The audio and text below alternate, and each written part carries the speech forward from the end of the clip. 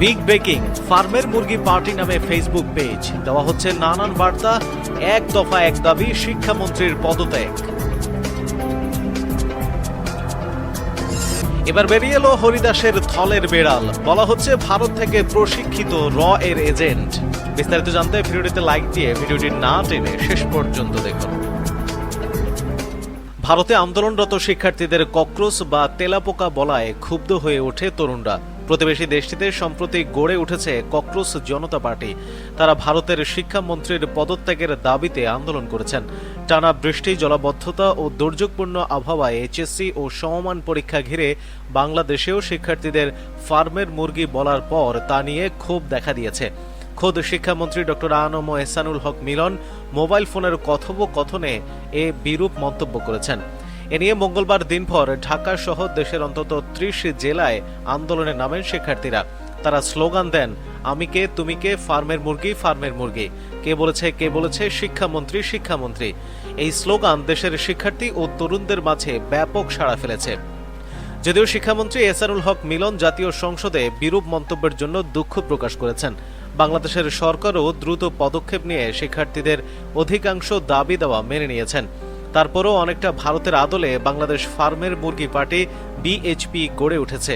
এ নামে ফেসবুক সহ বিভিন্ন সামাজিক যোগাযোগ মাধ্যম একাধিক পেজ চালু করা হয়েছে। পেজগুলোতে বিভিন্ন সময় আন্দোলন কর্মসূচি ঘোষণা ও নানা বার্তা দেওয়া হচ্ছে। অনেকটা মিমস আকারে পোস্টগুলো করা হচ্ছে। এতে মেতেছেন নেটিজেনরা। তারা এসব পেজ অনুসরণ করছেন। কয়েক ঘন্টার মধ্যে পেজটিতে 10,000-এর বেশি ফলোয়ার হয়েছে। এর সংখ্যা ক্রমেই বাড়ছে। পেজগুলো পর্যালোচনা করে দেখা যায় অধিকাংশই মঙ্গলবার দুপুর থেকে রাতের মধ্যে চালু করা হয়েছে। সেখানে বিভিন্ন এআই নির্মিত ভিডিও পোস্ট করা হচ্ছে। বাংলাদেশ ফার্মের মুরগি পার্টি নামে একটি পেজ পর্যালোচনায় দেখা যায় সেখানে শেয়ার করা ভিডিওগুলো প্রায় একই ধাঁচের।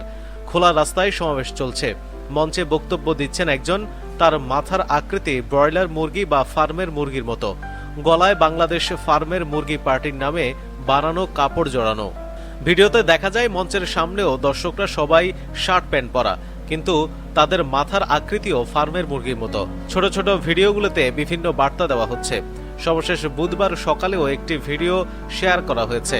তাতে মঞ্চে একটি মুরগির আকার আকৃতির একজন বলছেন, আমাদের এই আন্দোলন ঘিরে অনেকে সরকার বিরোধী গুজব ছড়াচ্ছেন। আমরা সরকারের বিরুদ্ধে না, সমাধান হয়ে যান। আরেকটি ভিডিওতে দেখা যাচ্ছে, আমরা পশু নয়, আমরা বাঁচতে চাই লেখা ব্যানার নিয়ে ফার্মের মুরগির আদলে মাথা বানানো মানুষরা মানববন্ধন করছেন। তাদের সামনে বাধা দিচ্ছেন কিছু তরুণ যুবক।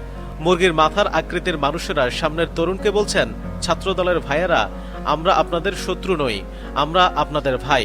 আপনারা আমাদের কষ্ট বুঝুন, আপনারা আমাদের পাশে দাঁড়ান। অন্যদিকে এবার বেরিয়ে এলো হরিদাসের থলের বিড়াল, বলা হচ্ছে ভারত থেকে প্রশিক্ষিত এর এজেন্ট। গাইবান্ধায় উঁচু একটি রাম মূর্তি নির্মাণের উদ্যোগ নিয়ে আলোচনায় আসা হরিদাস চন্দ্র তরানী দাসকে অর্থ পাচার মামলায় গ্রেফতার করেছে বাংলাদেশের পুলিশের অপরাধ তদন্ত বিভাগ সিআইডি। অবশেষে মানি লন্ডারিং ও প্রতারণার মামলায় আবারও আইনশৃঙ্খলা রক্ষাকারী বাহিনীর জালে ধরা পড়েছেন হরিদাস চন্দ্র তরুণী দাস ওরফে তাওহিদ ইসলাম। গাইবান্ধার পলাশবাড়ির মধ্য রামচন্দ্রপুর গ্রামের এক দরিদ্র পরিবারে জন্ম হরিদাসের। তাকে গ্রেফতারের পর সোমবার সিআইডি জানিয়েছে তিনি 2006 সালে এইচএসসি এবং 2008 সালে এইচএসসি পাশ করেন। তবে মঙ্গলবার এই তথ্যের বিষয়ে জানতে চাইলে সংস্থাটি জানিয়েছে এই তথ্যের সত্যতা এখনও যাচাই করা হচ্ছে। অন্যদিকে স্থানীয় সূত্র বলছে 5ম শ্রেণীর পরই পড়াশোনা ছেড়ে দেন হরিদাস। 2000 সালের দিকে ভারতে গিয়ে প্রায় 9 বছর অবস্থান করেন। সেখানে ইলেকট্রনিক্স কাজ শেখার পর দেশে ফিরে ঢাকার উত্তরায় এসি মেকানিক হিসেবে কাজ শুরু করেন। কিছুদিন পুরনো এসি বিক্রি ও মেরামতের ব্যবসাও করেন। একসময় সবজি বিক্রির সঙ্গেও যুক্ত ছিলেন। তদন্তে জানা যায় 2014 সাল থেকেই হরিদাসের আর্থিক উত্থান শুরু হয়। 2018 সাল থেকে তিনি তৎকালীন প্রধানমন্ত্রী সহ প্রভাবশালী ব্যক্তিদের পরিচয় ব্যবহার করে প্রতারণার জাল বিস্তার করেন। 2019 সালে বিয়ের পর ধর্মান্তরিত হয়ে নাম রাখেন তাওহিদ ইসলাম। শ্বশুরের পরিচয়ে ময়মনসিংহের ফুলবাড়িয়া এলাকায় জমি কেনেন এবং স্থানীয়দের কাছে নিজেকে বিত্তশালী ব্যবসায়ী হিসেবে পরিচিত করেন।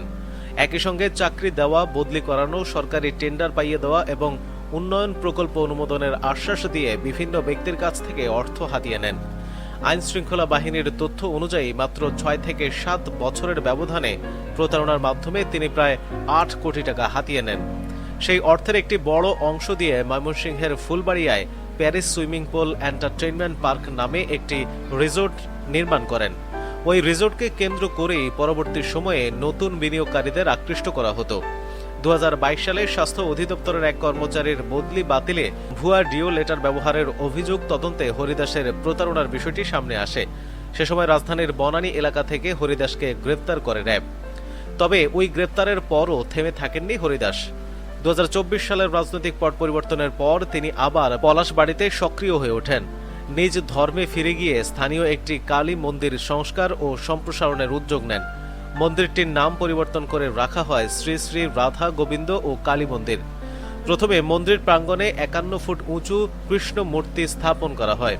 পরে চলতি বছরের ফেব্রুয়ারিতে সেখানে 81 ফুট উঁচু রাম মূর্তি নির্মাণের কাজ শুরু হয়। সে সময় হরিদাস সামাজিক মাধ্যমে দাবি করেছেন এতে প্রায় 41 কোটি টাকা ব্যয় হয়েছে। এরপর থেকে অর্থের উৎসসহ বিভিন্ন জটিলতায় 11 জুন মন্দির কর্তৃপক্ষ আনুষ্ঠানিকভাবে এই কাজ স্থগিত ঘোষণা করে। স্থানীয় সূত্রে জানা যায় মন্দির কেন্দ্রিক প্রকল্পের আওতায় পরিকল্পনাধীন বৃদ্ধাশ্রমের সদস্য পদের নামে প্রত্যেকের কাছ থেকে 1001 টাকা করে নিয়েছেন হরিদাস। ইতিমধ্যে প্রায় 25,500 মানুষ সদস্য হয়েছেন বলেও জানা যায়। সিআইডি জানিয়েছে গত 1.5 বছরে হরিদাসের সংশ্লিষ্ট ব্যাংক অ্যাকাউন্ট ও মোবাইল ব্যাংকিং সার্ভিসে 9,35,00,000 টাকা জমা এবং সমপরিমাণ টাকা উত্তোলনের তথ্য পেয়েছে সংস্থাটি, যার কোনো বৈধ উৎস নেই। 12 জুলাই পলাশবাড়ির মন্দির এলাকা থেকে সিআইডির একটি বিশেষ দল হরিদাসকে আটক করে। পরে উত্তরা পশ্চিম থানায় দায়ের করা মানি লন্ডারিং প্রতিরোধ আইনের মামলায় তাকে গ্রেফতার দেখানো হয়। সোমবার আদালতের মাধ্যমে তাকে 4 দিনের রিমান্ডে নেয় সংস্থাটি।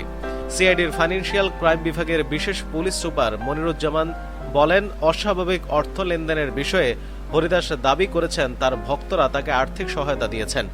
জিজ্ঞাসাবাদে নানা ধরনের তথ্য পাওয়া যাচ্ছে, যা যাচাই বাছাই করা হচ্ছে। তদন্তকারীদের মতে একজন এসি মেকানিক থেকে অল্প কয়েক বছরের মধ্যে শত কোটি টাকা লেনদেনের উৎসের পেছনে কি রয়েছে তা খতিয়ে দেখা হচ্ছে। সামাজিক যোগাযোগ মাধ্যমে এ নিয়ে ব্যাপক আলোচনা সমালোচনা হচ্ছে। অনেকেই বলছেন সে সম্প্রতি ভারতে গিয়েছিল, ভারতে গিয়ে প্রশিক্ষণ নিয়ে এসেছে রয়ের কাছ থেকে, বিশাল একটি এজেন্ডা নিয়ে এসেছে। বাংলাদেশকে বিশৃঙ্খল পরিস্থিতিতে ফেলতে সে নানা পদক্ষেপ নিচ্ছে গোপনে গোপনে বলেও অনেকে কমেন্ট করছেন। সে মুসলমানে ধর্মান্তরিত হওয়ার পর আবার তার পুনরায় যখন নিজ ধর্মে ফিরে গেছেন, হিন্দু মন্দির স্থাপন করেছেন, এ নিয়ে ব্যবসা শুরু করেছেন, এ দেখে নেটিজেনরা মন্তব্য করছেন তার পেছনে ভারতের রয়ের হাত রয়েছে এবং বড় কোনো পরিকল্পনা নিয়ে সে মাঠে নেমেছে। প্রিয় দর্শক, তার এই পরিকল্পনা দেখে আপনার কাছে কেমন লাগছে কমেন্ট করে জানিয়ে দিন এবং প্রতিদিনের খবরাখবর সবার আগে পেতে নতুন বাংলাদেশ চ্যানেলটি সাবস্ক্রাইব করে পাশে থাকা বেল আইকনটি প্রেস করে রাখুন। ধন্যবাদ সবাইকে।